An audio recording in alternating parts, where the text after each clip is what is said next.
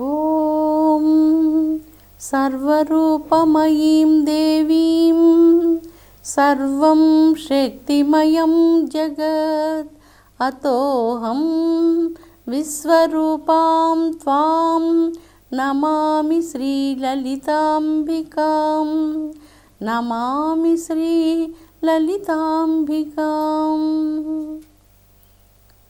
అమృతాత్మస్వరూపులైన మీ అందరికీ మీ తల్లి అవ్యాజ్యమైనటువంటి మాతృప్రేమను అందిస్తూ లలితాంబిక రహస్యనామ సహస్రాల పఠనం పుణ్యఫలం చేత, బహుజన్మల పుణ్యఫలం చేత మనకు లభించింది. లలితాంబిక రహస్యనామ సహస్రాలను బాగా పరిశీలించినప్పుడు 3 ప్రధాన అంశాలు ఇందులో గోచరిస్తాయి.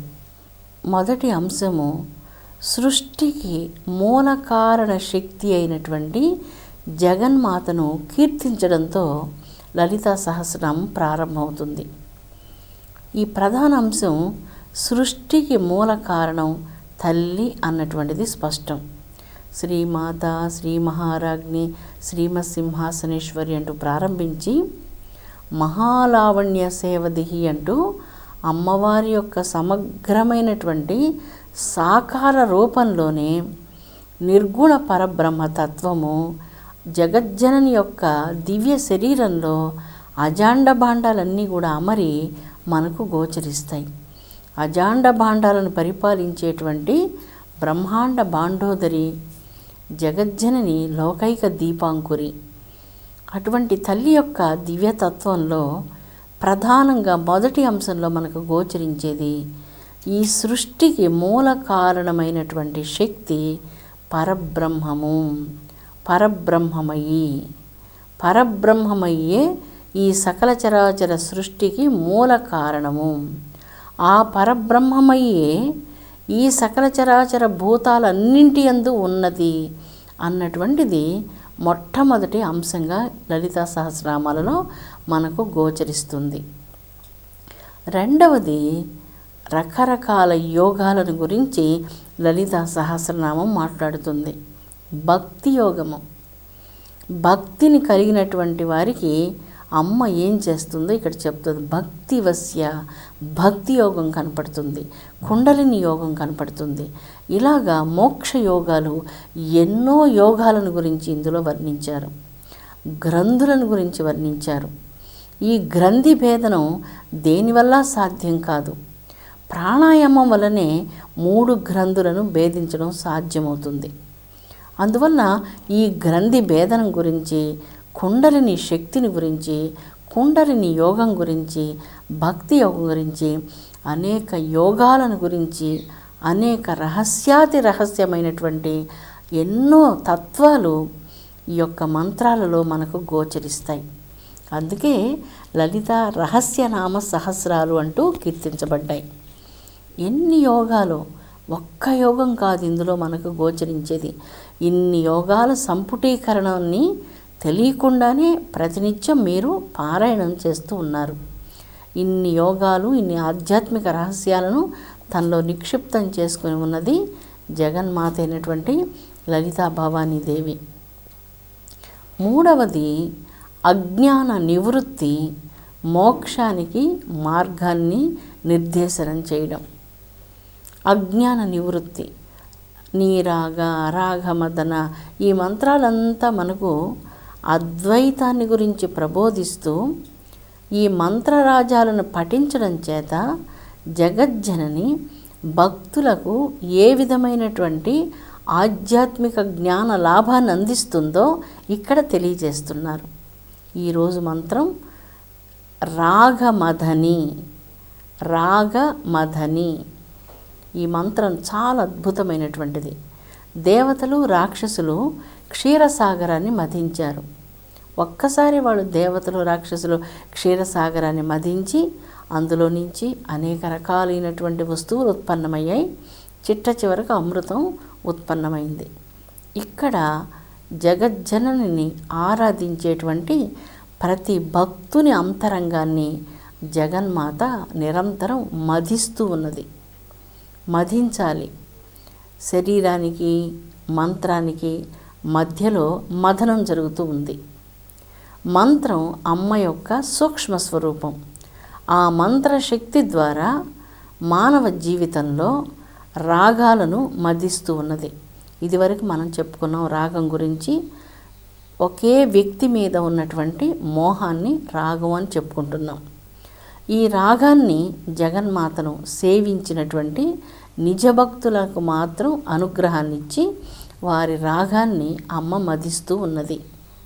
భక్తానాం వైరాగ్య దానేన రాగమద్నాత్ ఇతి రాగమదన.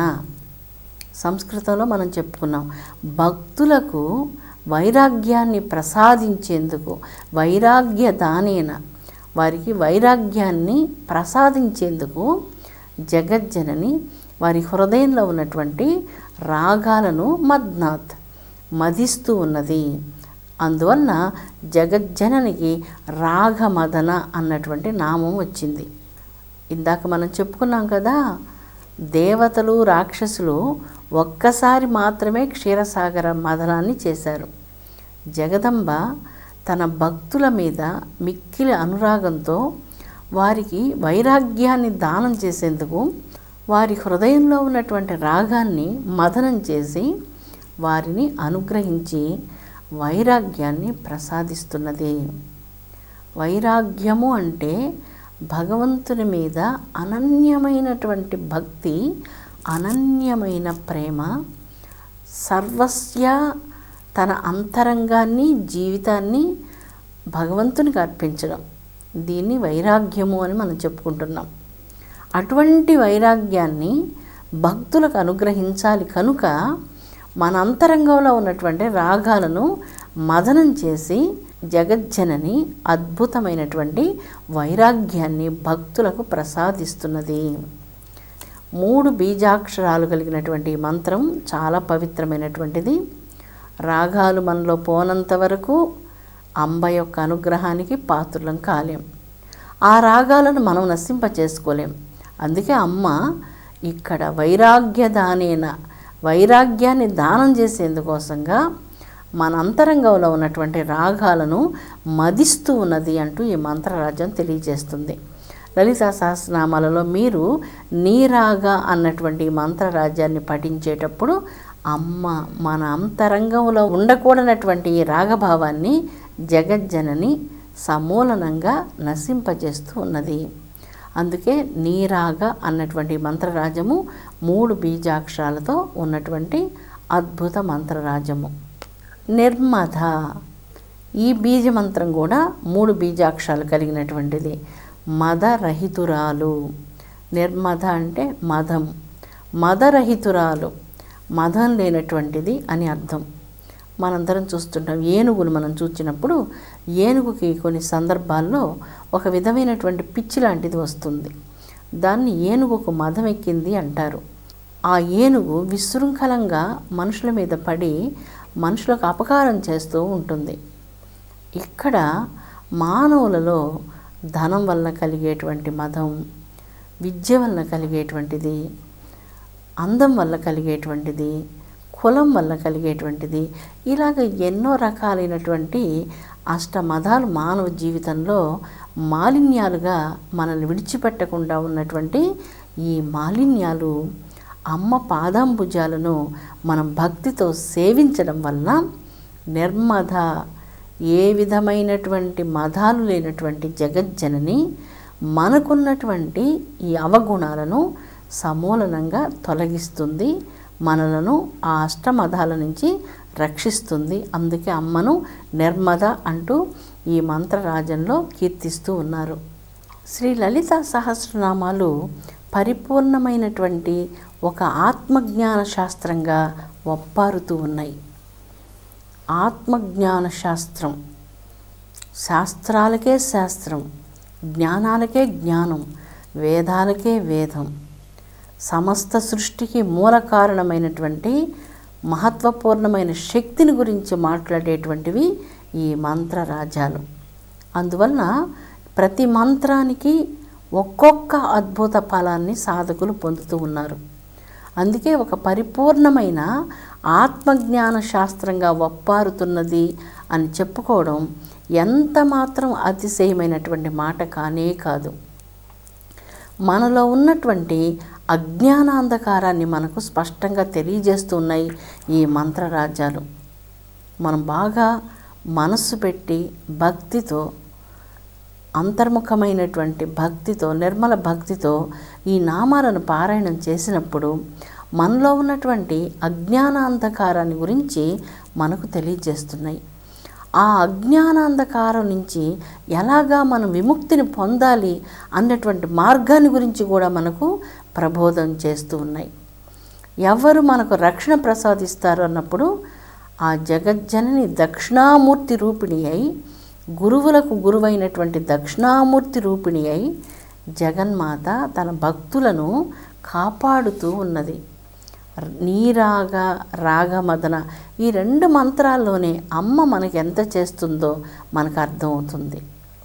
అమ్మకు మనం ఏం చేయలేం, మనం ఏమీ చేయడం లేదు, కానీ అమ్మ మనకు చాలా చేస్తూ ఉంది. కేవలం తన నామస్మరణం చేసినంతనే రాగాన్ని మదిస్తూ ఉంది. జన్మజన్మలుగా మనలో ఉన్నటువంటి రాగాలను మదించగలిగేటువంటి శక్తి మనకు లేదు. ఆ రాగాలను వాటన్నిటినీ త్యజింపచేసే నిజమైనటువంటి పవిత్రంగా హృదయానికి భూషణమైన వైరాగ్యాన్ని అనుగ్రహిస్తుంది. నిర్మధ, ఈ అష్టమధాలను కూడా మనం వదిలించుకోలేం. నాకు అన్నీ తెలుసు, నాకు ఎవరు చెప్పాల్సిన అక్కర్లేదు, నేను పెద్ద జ్ఞానిని, నేనంతా చదువుకున్నాను, నేనెంత చదివాను ఎవరికి అర్థం కాదు, నా గురించి మీకు అసలు అర్థం కాదంటూ ఇలాగ మనం భ్రాంతిలోకి వెళ్ళిపోతుంటాం. ఇది ఒక పెద్ద భ్రాంతి. ఎప్పుడైతే పరమ పవిత్రమైనటువంటి అంతరంగాన్ని అమ్మ అనుగ్రహం వల్ల నిజమైనటువంటి గాఢ వైరాగ్యం అంతరంగంలో కలుగుతుందో, మనం ఈ గొప్పలు చెప్పుకునేటువంటిది ఇదంతా ఎప్పుడు తగ్గిపోతుందో, ఈ నిర్మద అన్నటువంటి మంత్రార్థం ప్రకారం మదరహితురాలైనటువంటి జగజ్జనని మనలో ఉన్నటువంటి అష్టమదాలను కరుణతో మనం ఇన్నిసార్లు 1000 సహస్రనామాలతో పిలిచినందువలన తన బిడ్డకు గోచరించాలి, కరుణించాలి, అనుగ్రహించాలి అన్నటువంటి భావనతో తల్లి అనుగ్రహం కలిగినప్పుడు ఈ యొక్క అష్టమదాల నుంచి మనకు విమోచనం లభిస్తుంది. అందుకే లలితా సహస్రనామాలు ఆత్మజ్ఞానం పరిపూర్ణంగా కలిగినటువంటి ఒక మహోన్నతమైనటువంటి శాస్త్రంగా మనం భావించవచ్చు. అంతేకాదు మనలో అజ్ఞానాంధకారాన్ని మనకు అర్థమయ్యేటట్టు విప్పి చెప్తుంది కన్న తల్లి వలె. మనం ఏం తప్పు చేస్తున్నామో, ఎక్కడ ఆగిపోయామో అది మనకు అర్థమయ్యేటట్లు చెప్తూ ఉంది. అంతేకాదు ఆ అజ్ఞానాంధకారానికి ఎలాగా మనం దాటి ఏ మార్గం గుండా ప్రయాణం చేయాలనో ఆ మార్గాన్ని కూడా నిర్దేశనం చేస్తూ ఉన్నాయి లలితా సహస్రనామాలు. ఈ నామాలను పారాయణం చేయడం వలన ఇవన్నీ మనం పోగొట్టుకుంటూ ఉన్నాము. ఈ రాగాలు, ఈ మదాలు, ఈ యొక్క అవగుణాలు, వీటన్నిటినీ తల్లి మనల్ నుంచి నశింపచేసి మనకు బంధ విమోచనాన్ని ప్రసాదిస్తున్నది. లలితా సహస్రనామాలలో మనం చూచినప్పుడు దైవం విశ్వవ్యాపకమైనటువంటిది అన్నటువంటిది స్పష్టంగా ఈ మంత్రాలలో మనకు గోచరిస్తుంది. సహస్రాక్షి, సహస్రపాత్, సహస్ర నేత్రాలతో అంతటా చూడగలదు దైవము. దైవం కళ్ళు గప్పి దేనిని మనం చెయ్యలేము. అలా మనం చేస్తున్నాము అంటే మన హృదయంలో ఫెయిర్నెస్ లేదని అర్థం, స్వచ్ఛత లేదని అర్థం.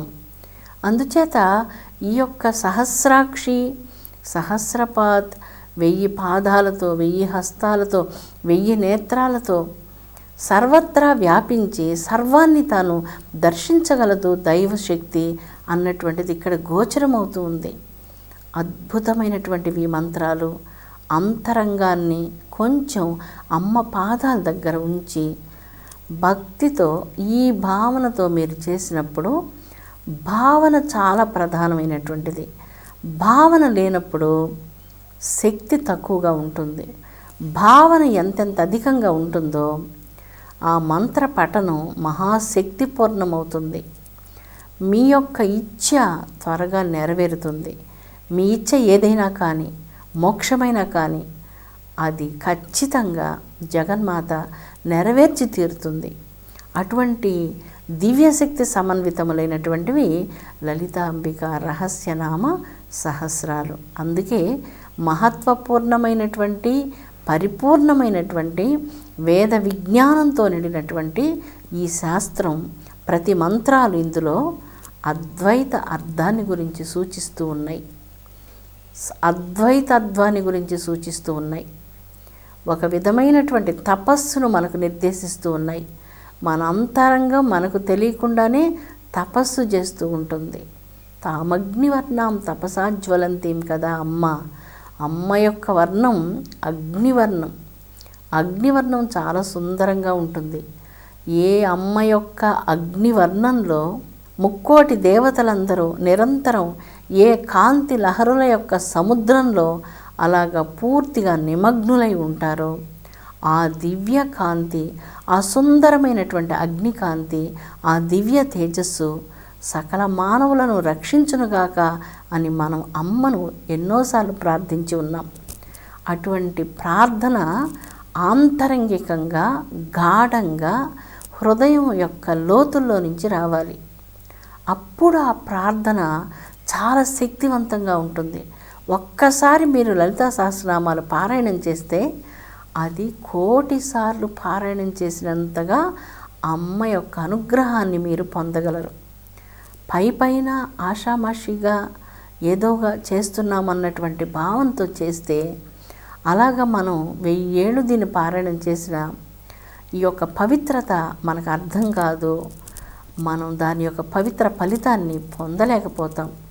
అందుకే సర్వవ్యాపి అయినటువంటి అమ్మ యొక్క తత్వాన్ని అర్థం చేసుకునేందుకు మానవులైనటువంటి మనకు శక్తి లేదు. సర్వవ్యాపకమైనది ఆ శక్తి. ఎలాగా శక్తిని చిన్న హృదయంలో బంధించగలమా? బంధించగలం.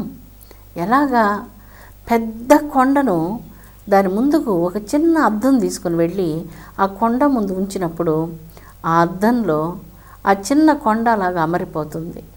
సర్వవ్యాపి అయినటువంటి అమ్మను మన హృదయం అనేటువంటి చిన్న అద్దంలో మనం కొండని ఏ విధంగా అద్దంలో బంధించామో అలాగా అనంతమైనటువంటి శక్తిని, సర్వవ్యాపకమైనటువంటి శక్తిని, సకల చరాచర బ్రహ్మాండాలంతా వ్యాప్తమైనటువంటి ఆ మహత్వపూర్ణమైన శక్తిని మన హృదయంలో మనం నిజంగా బంధించగలం.